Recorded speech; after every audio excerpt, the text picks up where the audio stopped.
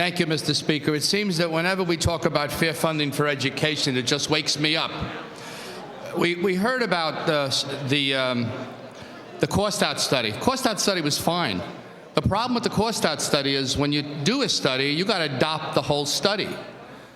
When some folks stand up here and say that the last 3 or 4 Rendell years that we funded public education properly, I can tell you the school districts in Monroe County did not get funded properly. I could just compare 2 years. We put over $250 million in basic education funding, and the 4 in Monroe and the 1 in Pike got $3.1 million of that cut. We had schools getting $200,000, $300,000.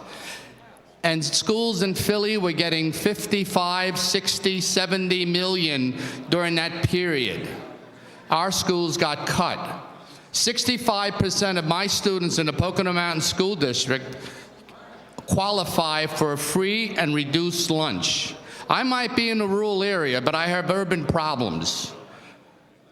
So when we stand up here and say that everything was right for those years, folks, it wasn't. I stood up here at the mic at every one of those budgets and complained.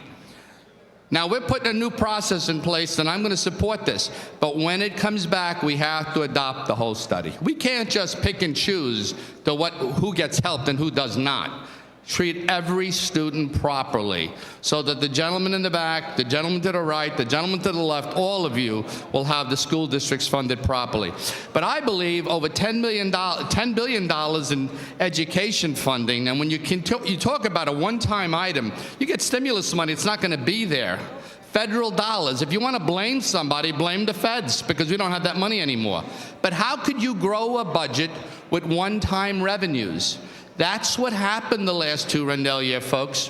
You funded a budget with one-time revenues that you know you're not going to have.